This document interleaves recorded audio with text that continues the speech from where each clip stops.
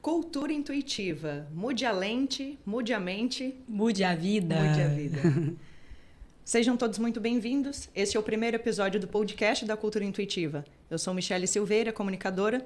Estou aqui com Virginia Zanini, CEO da Cultura Intuitiva, graduada em Administração, Relações Internacionais, pós-graduada em Marketing Digital e Gestão de Pessoas, com uma imensa bagagem cultural, muita vivência de vida. E ela vai começar falando para a gente como foi a experiência de sair do Brasil e estudar na Stanford. Eu digo que eu consegui fazer tantas conquistas na minha vida, e olha que não foi nem 10% ainda, mas foi graças à minha inteligência intuitiva. Então, como que eu poderia imaginar que uma garotinha que nasceu em um bairro que nem era asfaltado poderia ter aproveitado tantas oportunidades? Eu fiz várias conquistas, tanto pessoal como profissional. Eu morava em Uberlândia, nascida, criada. Uberlândia, que fica no meio do Brasil, que não tem praia, e era o meu sonho morar na praia. E eu conquistei esse sonho, morei em várias cidades de praia, tanto no Brasil como fora, Nova York, Califórnia, Colômbia, Havaí, e fiz várias conquistas profissionais também. Eu trabalhei em multinacional, em empresa, porque eu achava que eu queria ser executiva, viver o mundo corporativo.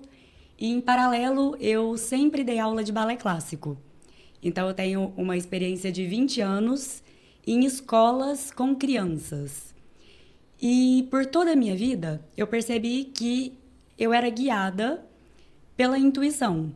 Então, as minhas escolhas não eram escolhas motivadas por, preciso passar no vestibular para conseguir um emprego, para pagar a conta.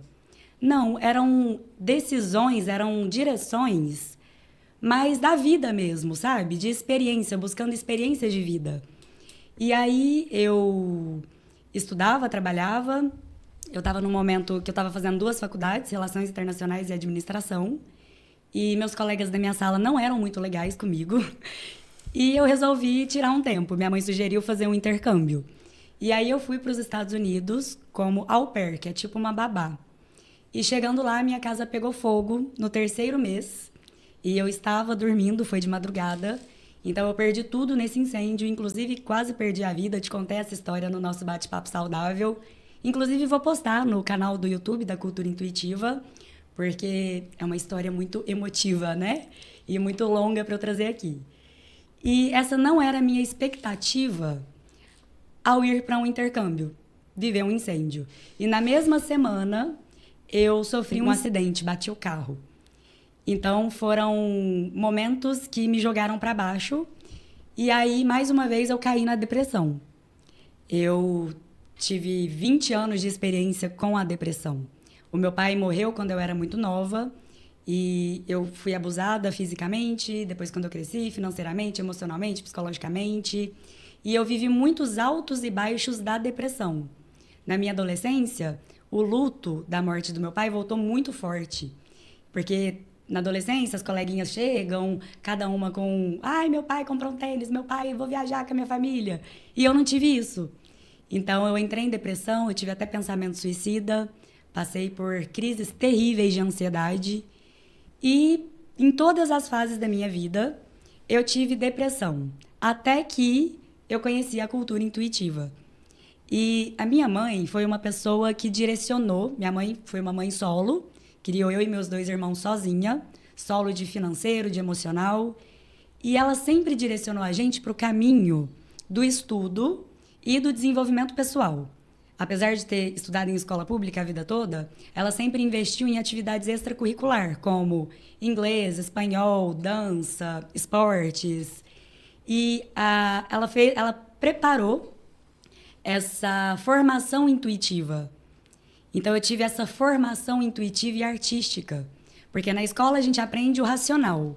E aí a gente pode ter as experiências de vida, as experiências extracurriculares, de autoconhecimento, desenvolvimento pessoal, que ativam a nossa intuição. E aí eu estava até pensando, onde que começou a minha jornada como cientista intuitiva? A gente tem grandes nomes de cientistas intuitivos, como Albert Einstein, que dizia: a mente intuitiva é um dom sagrado e a mente racional um servo fiel. A gente criou uma sociedade que honra o servo e esquece do dom, o dom intuitivo. Então, na minha casa, teve essa preocupação com a leitura, com a interação, com o vínculo. Tudo isso aspectos da formação intuitiva. Outro exemplo de cientista intuitivo é Steve Jobs. Ele fala em várias reportagens, tem vídeo dele falando também, que ele trabalhava ativamente para aumentar o nível intuitivo. Ou seja, ele fazia práticas corporais, mentais e nutricionais para aumentar esse dom intuitivo. E eu, com uma bagagem mais de experiências pessoais, de cura e regeneração, tanto minha, hoje eu considero que eu venci a depressão, apesar de que psicólogos, psiquiatras, médicos falarem que só tem a remissão, que não pode falar de cura de depressão. Eu me sinto curada, porque eu descobri que a cura está na conexão entre cérebro, intestino e coração. Então, a partir do momento que a gente faz esse autocuidado, a gente consegue melhorar os nossos quadros de qualquer doença mental, porque eu também não acredito em doença mental isoladamente. Incrível esse momento do despertar, né, dessa bússola interna que a gente pode chamar a intuição, né? Como você teve uma infância, como hoje em dia a gente usa muito a expressão infância analógica, e como esse contato com as artes, com o universo da dança te levou para uma primeira profissão, e você desenvolveu essa capacidade que a intuição... A relação com crianças, o vínculo, tudo isso é intuitivo, né? Porque o que é a inteligência intuitiva? É uma forma como o nosso cérebro é moldado. Ou seja, tudo que a gente faz na vida, todas as nossas escolhas, estão moldando o nosso cérebro, assim como molda o nosso corpo. Vou até repetir olhando para a câmera. O nosso corpo é moldado com base nas nossas decisões, com base na alimentação, no exercício físico ou a falta dele. Uma criança que faz balé clássico, o corpo dela é diferente de uma criança que faz ginástica olímpica, que faz natação. Mas todos esses esportes, todo o movimento corporal que a gente faz, traz consciência corporal, aumenta a nossa percepção intuitiva e molda o nosso corpo e o nosso cérebro. Então, todas as nossas escolhas, desde o que a gente come, se você escolhe de manhã comer pão francês com mortadela e café preto, você vai estar moldando um corpo, um intestino, uma flora intestinal e, consequentemente, moldando um cérebro, porque o intestino é o segundo cérebro. É um ciclo virtuoso. As nossas escolhas moldam o nosso cérebro e a forma como o nosso cérebro é moldado, ele pode ficar aqui no racional ou a gente pode moldar uma mente intuitiva. É como se a gente tivesse duas mentes mesmo, dois níveis de consciência, dois estados mentais. E aí a gente pode viver na mente racional ou na mente intuitiva. E a inteligência intuitiva é essa maneira que o cérebro é moldado para a gente acessar a intuição, para a gente ser verdadeiramente rica, relacionar, identificar e confiar com atenção na intuição. É uma forma, é um estilo de vida que adere a práticas corporais, mentais e nutricionais para a gente moldar um cérebro intuitivo. Realmente, a rede social da Cultura Intuitiva é muito bacana. A Virgília compartilha um pouco da rotina, do dia a dia, né? E nesse momento que a gente está, do desenvolvimento da tecnologia que chegou na casa de todo mundo tem um aparelho, os filhos têm telefones. Sim, inclusive, a gente estava organizando o podcast e eu pensei, tá, mas quando foi que eu comecei essa jornada de cientista intuitiva? Porque eu e meus irmãos fomos criados iguais, com uma única diferença. Lá em casa era minha mãe saía para trabalhar, e aí tinha uma televisão e um computador. E ficava um irmão na televisão e o outro no computador. Era a época que a internet era discada ainda. E eu sobrava, não tinha nada para eu fazer. E o que eu ia fazer? Ia pintar, colorir, desenhar, dançar. Uma vez eu até coloquei um sapato de sapateado, comecei a sapatear no quarto andar onde eu morava. Aí os vizinhos interfonaram, você tá louca? E eu passava as minhas tardes no intuitivo. A tela te leva pro racional. Porque visualiza comigo, você num iPad, num computador, num telefone. Você fica aqui muito no mental. O corpo fica parado. Exato. E aí, eu não fui tão exposta às telas. Eu ficava mais na natureza, em cima de árvore. E foi aí que começaram os meus experimentos intuitivos. Porque um experimento intuitivo é você subir numa árvore lá no topo, explorar o espaço, a gravidade, a relação com o outro. E hoje, e você estava comentando, hoje a gente meio que perdeu isso, né? Porque a vida está muito acelerada, né?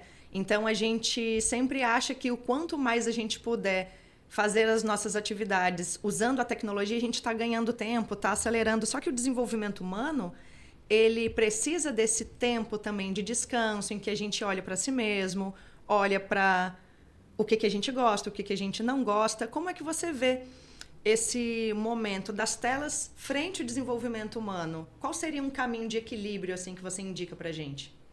Eu vejo que a gente está vivendo uma crise cultural em que a gente é exposto a uma cultura virtual antes de ter uma preparação.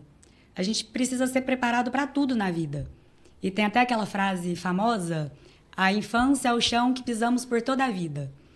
E eu acho uma brutalidade essa interpretação que fazem, considerando que a criança tem que ser super protegida, não, ela não pode ser traumatizada. Ah, se brincar vai ralar o joelho, porque tem essa super proteção. E aí a mãe, ela troca esse perigo da criança explorar o ambiente e às vezes machucar, porque criança tem que machucar mesmo, tem que ralar o joelho, tem que sentir dor. E aí ela coloca a criança na frente de uma tela, porque é muito mais cômodo e a criança está em segurança. Só que, na verdade, essa crise virtual, essa cultura virtual, está trazendo uma desumanização. Porque a partir do momento que a pessoa fica o dia todo em frente a uma tela, ou uma manhã toda, a criança que passa uma tarde vendo televisão é diferente da criança que passa uma tarde brincando, que seja sozinha, no quintal de casa. A criança que vai no cinema nas férias ou que vai só para Disney é diferente da criança que vai para a fazenda, que vai andar a cavalo, que vai ver porco, que vai para a praia. Porque a forma como o cérebro é moldado. Uma vai estar sendo moldada na mente racional e a outra na mente intuitiva. E quando a gente fala de desenvolvimento humano, aquela visão de quando a gente está o dia todo trabalhando no computador. A gente está muito no mental, a gente perde a consciência corporal. Eu vejo relatos de mães falando: nossa, o meu filho não para de jogar para comer. Há uma desconexão entre corpo e mente. Afeta, além do centro dopaminérgico, a nossa química cerebral. Não estou nem considerando os raios, né? O que emite do celular, das telas para a gente. Atrapalha toda a nossa bioquímica. Além disso, tem essa parte da gente perder a habilidade de saber quando a gente está com sede, de sentir fome, muda o nosso apetite. Eu já fui dessas que ficava segurando o xixi assim até o último instante em nome da produtividade. Então, a partir do momento que a gente traz uma cultura virtual sem a base da formação intuitiva, que é o que a cultura intuitiva propõe, a gente está desumanizando, afastando do nosso lado humano. Porque o nosso lado humano é a nossa capacidade de sentir e tomar decisões conscientes. E essa é uma ideia muito assim presente. O ser humano precisa ir à natureza, mas é algo um pouco mais profundo, inclusive. Nós somos a natureza. Sim, a gente não está nem abaixo nem acima da natureza. Nós somos natureza e já foi comprovado cientificamente que quando você faz o aterramento, que é andar descalço na grama, você está tendo uma troca, um equilíbrio da bioquímica do seu organismo. Inclusive, todos os protocolos, cursos e treinamentos da cultura intuitiva contam com embasamento científico. Aqui é mais uma ciência do que uma terapia, é também uma escola que ensina intuição do nível básico ao avançado, sendo o nível básico a sua saúde corporal, emocional e mental. E aí a gente tem o embasamento do mindfulness, terapia cognitivo-comportamental, neurociências, programação neurolinguística e vários outros embasamentos. Eu, inclusive, já passei por várias modalidades terapêuticas, porque eu fui uma pessoa que passou por muita coisa. A minha família era muito agitada, eu tinha 2 irmãos mais velhos e eles pareciam cão e gato, brigava de arrancar sangue. Eu cresci num ambiente agressivo. Meus pais se separaram. Meu pai faleceu logo na sequência de acidente de moto. E aí vieram abusos, entrei em relacionamento abusivo, tanto de relacionamento pessoal como no trabalho também. Então, eu sempre fui nessa busca de modalidades terapêuticas porque eu não me sentia preenchida com uma. Então, eu fiz terapia da psicologia convencional, psicanálise, eu fiz inclusive uma formação que eu me recusei a terminar, porque eu vi muita influência patriarcal. Eu percebi que a psicanálise é manipulada para o sistema patriarcal. Então, eu falei, não, eu não aceito. Apesar de que foi na psicanálise que eu tive a base da psique. Então, eu considero a psicanálise importante, mas, porém, entretanto, todavia, contudo, eu acho que ela manipula a nossa sociedade. É um sintoma, inclusive, da própria evolução do homem em sociedade. Precisamos olhar mais para a gente, para o contexto social, para as nossas relações e trazer um pouco esse equilíbrio entre a tecnologia, que todo mundo gosta, as crianças ficam fascinadas, qual é o adulto também que não quer deixar o filho feliz? Nossa, eu quero um telefone, eu quero um videogame, mas realmente, quando a gente vê o que os cientistas, os neurocientistas mais especificamente, têm descoberto, é que o retorno às práticas das civilizações ancestrais, o autocuidado, né? E a meditação também. Hoje os neurocientistas falam muito sobre a meditação, o poder que é. Sim, a meditação é uma prática ancestral. O que acontece na nossa sociedade hoje, eu não sei se você sabe, mas antigamente era uma sociedade matriarcal. Ou seja, a mulher era o centro e as decisões eram tomadas com base na intuição. Então, fazia parte da rotina as práticas corporais, yoga, pilates, dança, luta corpo a corpo, que isso gera vínculo. E as práticas mentais, meditação guiada, tem diversas práticas, leitura e práticas nutricionais, porque o intestino é o segundo cérebro. Antigamente, já fazia parte da rotina, mas aí veio a crueldade do sistema patriarcal e foi calando as mulheres, queimando os livros ancestrais, que inclusive traziam as sabedorias da influência da lua no nosso corpo. Mas não tem problema, porque eu estou reescrevendo essa história na minha trilogia de livros. A Revolução da Saúde Emocional e Mental vai ser realmente uma revolução, porque lá eu trago todo esse aspecto que a gente perdeu do contato, do nosso autocuidado, e também essa sabedoria de como que o sol e a lua influenciam no nosso corpo. Porque o ciclo circadiano, inclusive isso eu estudei muito com meu professor de neurociências, o Dr. Sérgio Felipe de Oliveira. Ele vive falando, a gente tem que acordar com o sol e dormir um pouquinho depois que ele se põe. A gente precisa ter um ciclo circadiano regulado. Então, na trilogia de livros, eu estou resgatando toda essa sabedoria ancestral. E eu já quero também trazer uma breve diferença entre um neurocientista racional, que é aquele que considera apenas o cérebro, é aquele que sabe o nome de tudo, ínsula, hipocampo, ele vai falar cada partícula, se você abrir um cérebro para ele, ele fala, isso é isso, isso é isso. E um cientista intuitivo, que eu já dei 2 exemplos, Albert Einstein e Steve Jobs, que foram pessoas, eu acho que porque são homens, com o olhar para fora. Steve Jobs revolucionou a tecnologia e Albert Einstein era cósmico, tinha essa visão cósmica e que eu acredito que a sabedoria dele também tenha sido manipulada. Você acredita? Olha, mas a diferença entre o cientista intuitivo é isso. A gente considera o ser humano como um todo, não apenas o cérebro, mas o ser humano como um todo, inserido em uma sociedade em que a cultura influencia como que nós vamos ser moldados. Porque a cultura influencia tudo na nossa vida. Como vai ser moldado o nosso cérebro, as nossas relações. E o cientista intuitivo tem essa habilidade desenvolvida, preciso deixar muito claro, que é algo consciente. A gente trabalha ativamente para desenvolver a nossa intuição. E aí a gente tem um aumento de nível de percepção e de lógica dedutiva. A gente tem essa facilidade de perceber e deduzir. Então, essa foi a minha habilidade de perceber como que a Lua influencia, as fases da Lua influenciam o nosso corpo. Eu percebi pelo meu suor. Eu percebi que na Lua minguante, o meu suor vinha diferente da Lua crescente cheia.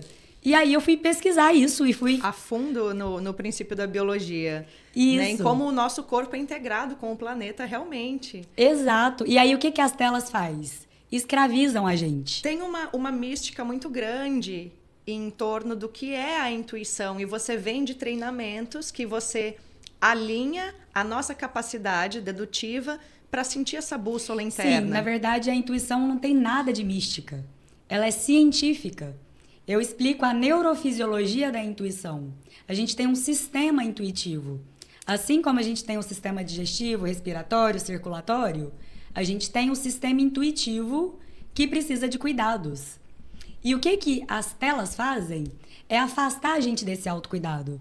Porque hoje, ao invés da criança ir fazer uma aula de teatro, um esporte, ou estudar inglês, o que a mãe faz? Baixa um joguinho de inglês e a criança fica enfiada na tela. Então, a gente está perdendo essa conexão com nós mesmos, com o outro e com o universo. Olha, porque é muito desafiador. Eu sou mãe de 3 crianças e em muitos dias eu me vejo naquela incapacidade. Nossa, será que eu consigo tirar meia hora para mim?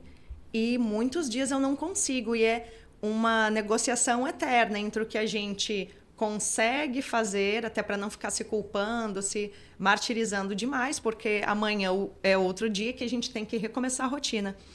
Como é que você acha que a gente pode começar a desenvolver esse caminho de retorno à intuição? Porque a gente acaba se pegando em muitos medos. Você comentou que é mais fácil... Você falou de medo, eu vou pegar justo no medo. Certo. Você deveria ter medo dos seus filhos terem um apodrecimento cerebral. Que é muito comentado hoje em dia por causa dos jogos brain virtuais. Rot. Né? Sim. O brain rot pode se dar pelas telas ou pela nutrição. Então, a hora que você é exposta, quer dizer então que o meu filho pode ter um nível a mais de desenvolvimento mental se ele meditar? Se você meditar, será que você não vai conseguir guiar melhor o seu filho? Porque assim, hoje a gente busca muita comodidade. Tanto na alimentação, é muito mais fácil comprar no supermercado aqui, que é do lado da minha casa, do que ir numa feira orgânica. Do que comprar numa feira, não precisa ser orgânica, mas do que comprar verdura. Então, a gente vai muito pela comodidade. É muito mais cômodo eu deixar meu filho na tela por 2 horas do que tentar fazer ele meditar 5 minutos. Porque a criança não quer parar 5 minutos. Não, e a impressão que a gente tem é que a criança não precisa desse estímulo. A gente pensa, é criança, tá bagunçando, é assim mesmo. Mas a gente vê também um desafio muito grande na questão da autoridade. Eu falo que existe mãe e existe mãe consciente. A mãe consciente é aquela que tem a consciência de que ela precisa direcionar e guiar os filhos dela para o caminho do desenvolvimento, da evolução. A intuição, inclusive, é essa nossa busca pela evolução. A intuição sempre vai levar a gente para uma melhor versão. E a gente só consegue isso se a gente tiver consciente. Porque você comentou, é criança, bagunça mesmo. Realmente, criança tem energia. Mas aí a mãe precisa direcionar essa energia. E tem neurocientistas que falam que a gente não usa nem 10% da capacidade do nosso cérebro. Tem outro tanto que fala que isso não é verdade. Mas eu acredito que tem mais pessoas na sociedade que não têm preparo cognitivo. E o preparo cognitivo vem de desenvolvimento mental, desenvolvimento corporal, desenvolvimento emocional. A pessoa precisa ser preparada para usar mais de 10% do cérebro. Porque a gente pode aprender, pode ser poliglota, falar várias línguas, danças, fazer vários estilos de práticas corporais, que foi o que eu fiz. Então, quando que a gente usa bastante a capacidade do nosso cérebro? Quando a gente fala pelo menos 3 línguas, quando a gente fez pelo menos 5 tipos de práticas corporais, isso é usar o cérebro. E tem outra falácia muito comum na internet, que é dizer que o cérebro do adolescente não é desenvolvido igual ao cérebro do adulto. Mas, porém, entretanto, todavia, contudo, o cérebro do adolescente que medita, ele é mais desenvolvido do que o cérebro de muito adolescente que não medita. Porque quando a gente medita, eu vou mostrar algumas imagens daqui a pouquinho, a gente ativa áreas do cérebro que quando a gente está na mente racional, no dia a dia, não é ativado. E aí, quando a gente para fazer a meditação, não é qualquer meditação de YouTube, pode ser do canal da Cultura Intuitiva. Ali tem meditações que vão ajudar a abrir a via do sentir e sair da mente racional e ir para a mente intuitiva. Então, a meditação não é não pensar em nada. Não é só relaxar o corpo. É um estado fisiológico de conexão entre cérebro e coração. Essa dificuldade de lidar com as divergências, com o que a gente não gosta, é muito comentado também na psicologia, sobretudo na questão dos jovens. Os jovens estão com dificuldade em aceitar crítica e qualquer coisa eles já habilidades socioemocionais. Começam a ter ataques de pânico e a própria melancolia também de não ser acolhido. Minha turma não gosta de mim, o que eu faço? Eu digo que o nosso cérebro é capaz de lidar com aquilo que ele foi preparado para tal. Perfeito. Então, o jovem hoje, o que ele faz? Ele não prepara o corpo e o cérebro. As telas estão desconectando, não os jovens da realidade, mas o corpo e a mente da humanidade. A gente está ficando todo mundo desconectado. Não só pelas telas, pela alimentação brasileira também, que é altamente inflamatória, que desconecta o segundo cérebro do cérebro principal.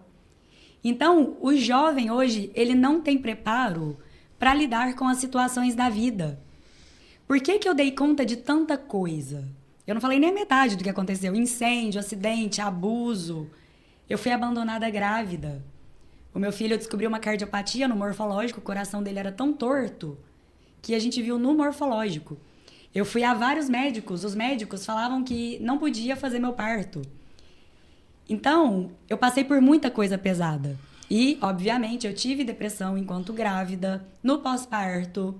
E eu consegui recuperar. Consegui sair dessa. Por quê? Porque eu tive preparo. E o jovem hoje não está tendo preparo, ele não está tendo ambiente. E é aí que a mãe entra. A mãe consciente entra para direcionar o filho. E a escola, as instituições de ensino no geral, não só a escola tradicional, mas também escola de inglês, de desenvolvimento pessoal. As instituições de ensino têm que oferecer práticas que vão ajudar o jovem, o adulto e até o idoso a se desenvolver.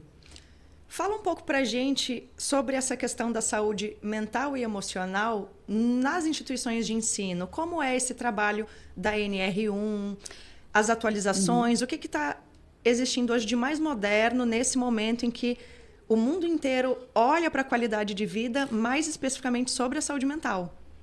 Bom, eu estava nesse processo de escrita do livro e aí coincidiu que surgiu a cultura intuitiva da escrita do livro e coincidiu que saiu a atualização da NR1, que obriga, eu não gosto de usar essa palavra, mas é basicamente orienta, isso, né? Obriga instituições de ensino e empresas a investirem em programas de saúde emocional e mental. Então, a NR1 ela tem um prazo até 26 de maio de 2026. As instituições de ensino e as empresas precisam se adequar para atender a essa norma. E eu estava nesse processo de criação da cultura intuitiva, trazendo as práticas corporais, com meu vasto repertório em práticas corporais, práticas mentais, meditações. Criei a nutrição intuitiva e aí saiu a NR1. E eu falei, olha, uma oportunidade de levar, de complementar um ambiente que é racional, querendo ou não, empresa e escola. É um ambiente que a gente está a maior parte do tempo no racional. E agora a gente pode complementar com o intuitivo, com a cultura intuitiva. E foi assim que surgiu a consultoria consciente. Além de eu prestar essa consultoria de adequação, claro que eu me preparei para isso, a gente sabe que o preparo é muito importante.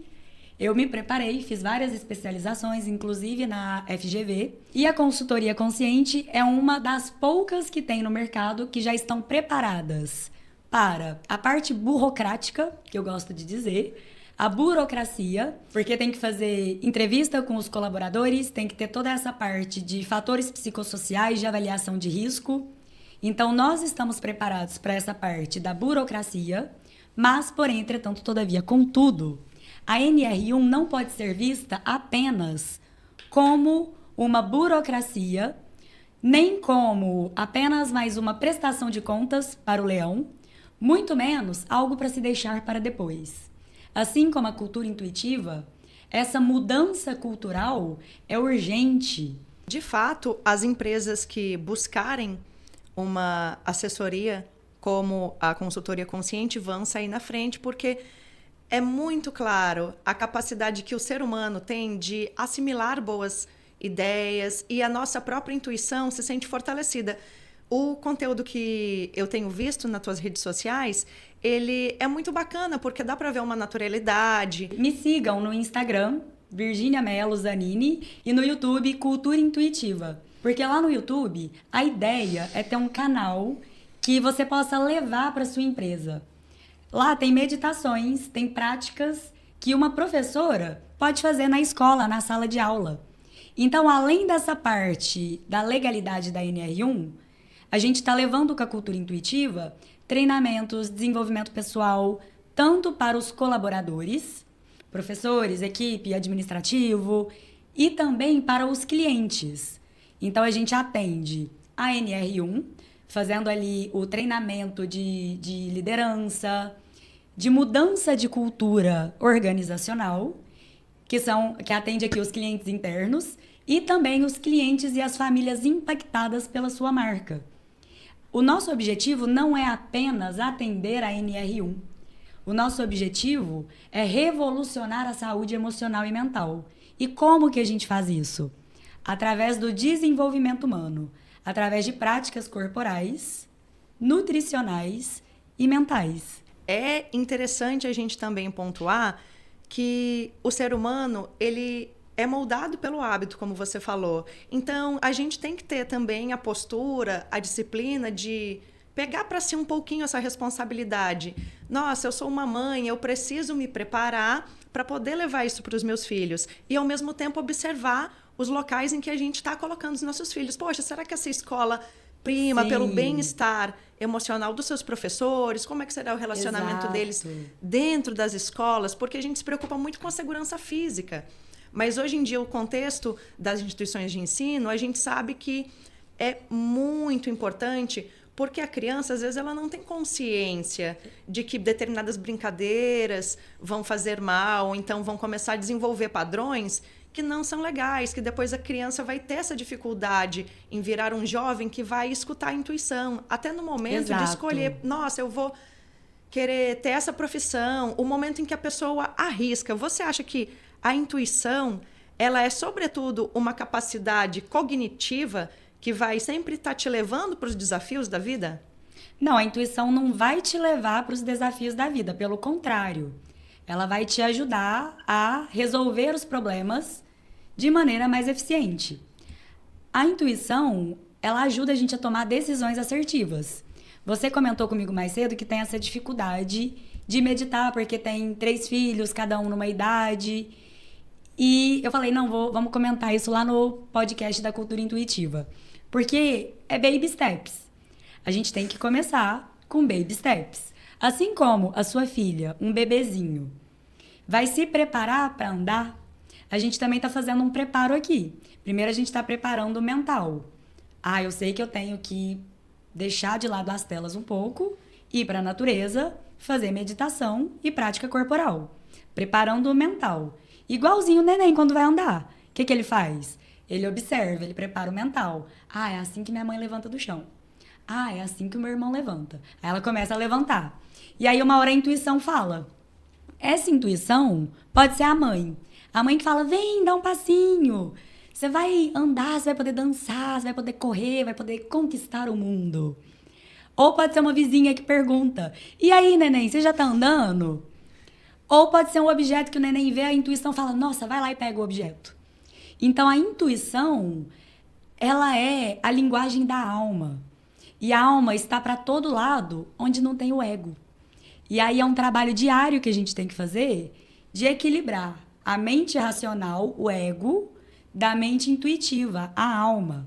E isso é um trabalho diário, como práticas corporais, mentais e nutricionais. E aí, a mãe que tem essa dificuldade para meditar, ela vai ter que colocar isso como prioridade. Porque a gente tem essa mania cultural que foi imposta por um sistema patriarcal de colocar tudo como prioridade. A casa, os filhos, a louça, tudo. Verdade. Menos o nosso autocuidado. Mas, porém, entretanto, todavia, contudo, é do autocuidado que a gente vai conseguir tomar decisões intuitivas, decisões assertivas.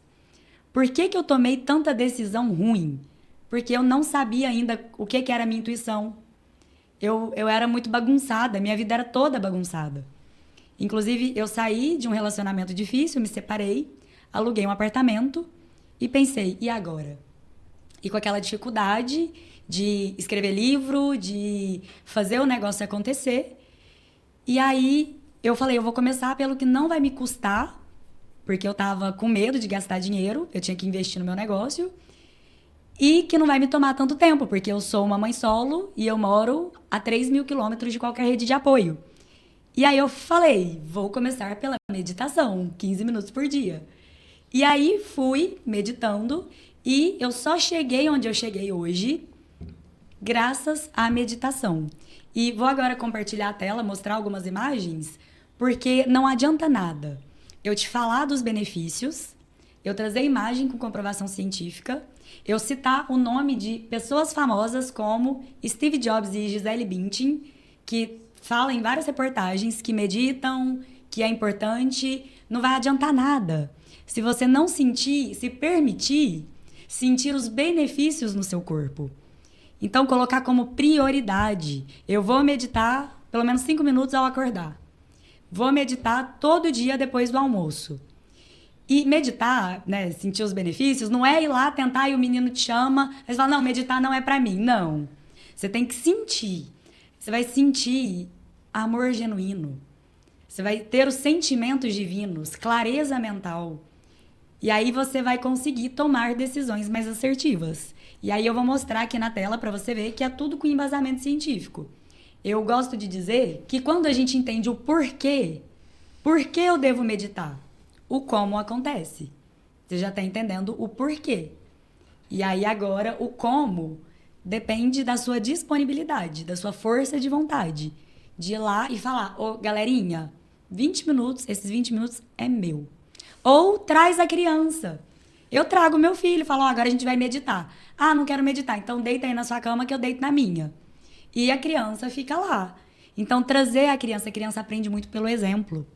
Você falou da sua experiência com a corporeidade e às vezes a gente esquece que até as atividades em movimento, elas se tornam práticas meditativas também. Sim. Então a gente pode dizer que o pai e a mãe, os familiares incentivarem a brincadeira, ir à praia, ir num parquinho, numa Com pracinha certeza. e deixar a criança explorar livremente. Brincar livre, fazer um buraco, ficar lá 2 horas fazendo um buraco.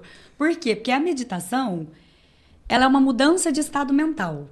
Então você sai de ondas beta, que é a onda do dia a dia, a correria, e vai para ondas alfa. O Dr. Sérgio Felipe de Oliveira, ele fala em uma das aulas que a gente oscila entre ondas mentais. De 1 em 1 hora, pelo menos, a gente vai para alfa. Mas eu tenho certeza, e isso vai ser os próximos testes que a gente vai fazer, viu, Dr. Sérgio? Que a gente pode passar muito tempo na onda alfa. Como? Tendo essa habilidade que a gente consegue no desenvolvimento mental. E aí, vamos passar para as imagens? Vitinho, coloca a primeira, por favor. Bom, então aqui é uma imagem que mostra como a meditação melhora as conexões neurais, a neuroplasticidade. Como que a gente gera a neuroplasticidade?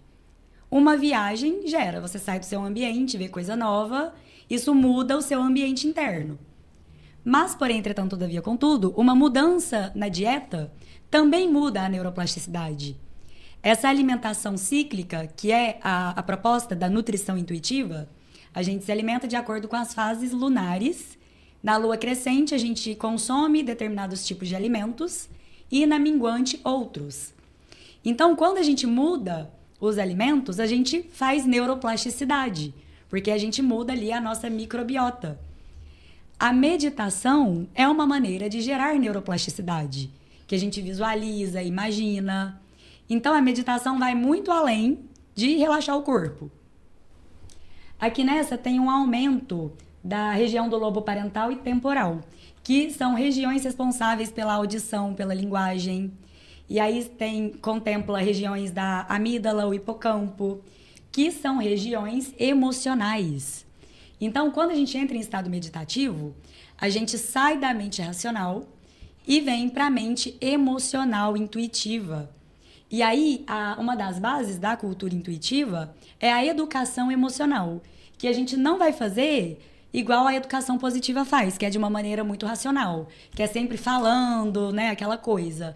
Aqui a gente vai um nível mais profundo. A gente vai trazer a criança para o subjetivo, para a meditação, para o brincar livre, para o dia a dia, para as vivências. A gente traz uma educação emocional com uma psicologia positiva intuitiva. Perfeito. Realmente, os dados, eles são incontestáveis. As imagens do desenvolvimento mostram a capacidade que o nosso corpo também tem de aceitar esses novos hábitos. Sim. E a velocidade com que o corpo também consegue, digamos, se recuperar. Neuroplasticidade. É neuroplasticidade, regeneração. A gente vai regenerando. Antigamente, acreditava-se que a gente chegava ali nos 40 anos de idade e o cérebro não evoluía mais. Que a gente ia perdendo conexões neurais. Mas, porém, entretanto, todavia, contudo, o desenvolvimento humano, desenvolvimento cerebral, não é sobre idade. É sobre desenvolvimento humano, sobre desenvolvimento mental. É sobre práticas, é sobre os hábitos, o que a gente faz no dia a dia. É sobre as nossas escolhas. Esse poder de escolha também, ele não precisa, num primeiro momento, ser com todos os hábitos. Você falou do baby steps, e é muito importante essa visão, né? Você tem um referencial teórico muito forte e, ao mesmo tempo, você fala, o subjetivo, ele vai dar o time de Sim, como na vai verdade, evoluindo. a meditação, vamos pegar o exemplo do baby steps. Se você começa pela meditação, você vai tender a tomar decisões, fazer ajustes no seu dia, Ajustes. na medida Perfeito. em que você pode e consegue.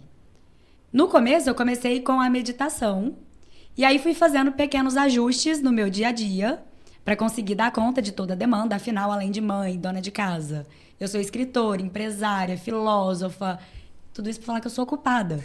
Então, a meditação, ela não é subjetiva, ela é prática. É você meditar para se organizar no dia a dia.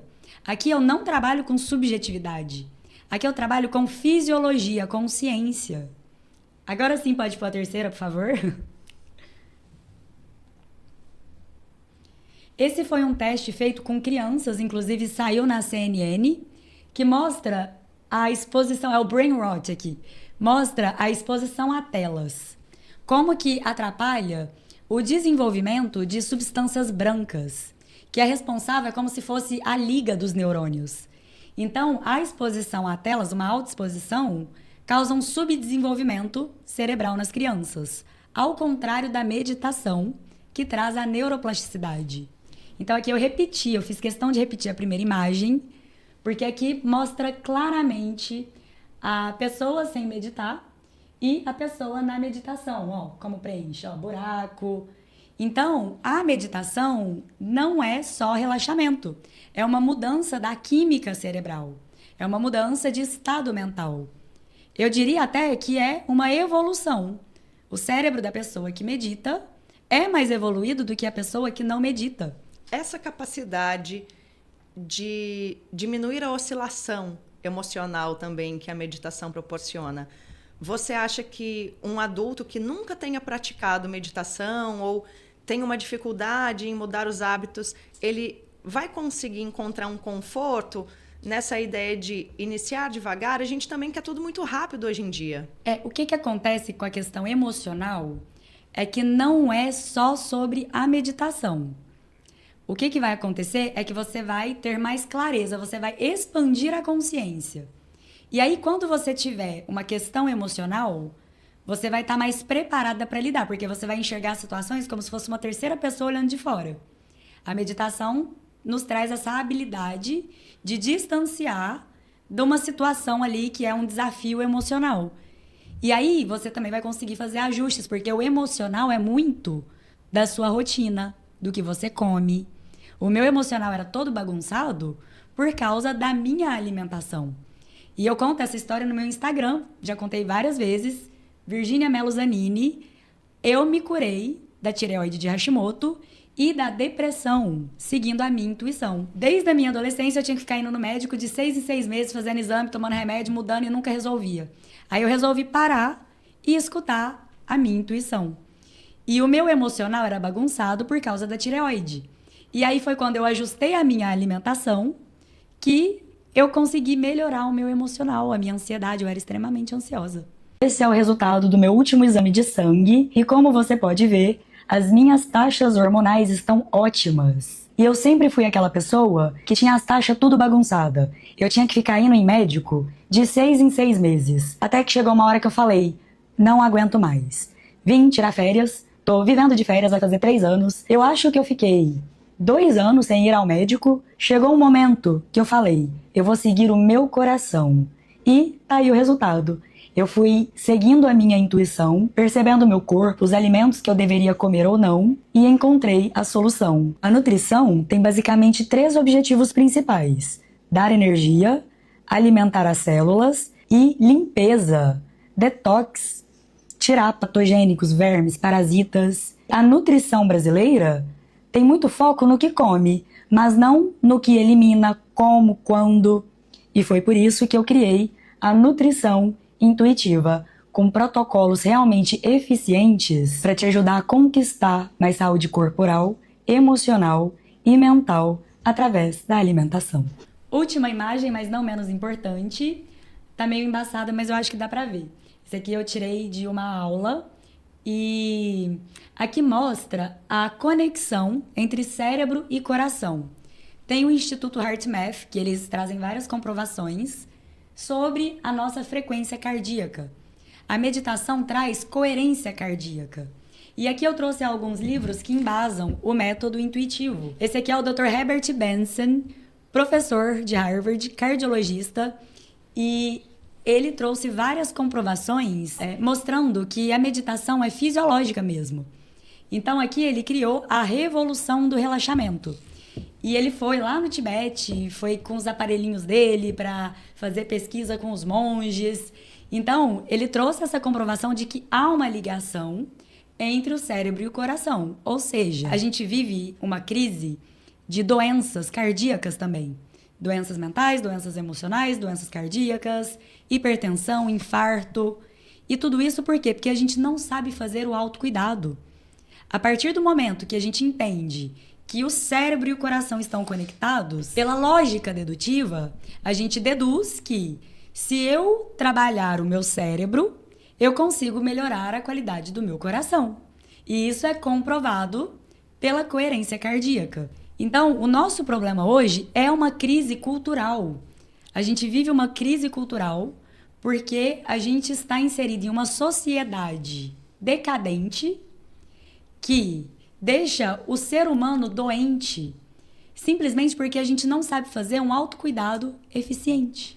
A nossa responsabilidade de prestar atenção nos pequenos sinais do dia a dia, e quando a gente vê, quando a gente vai fazer uma rotina médica, existe também a questão dos medicamentos.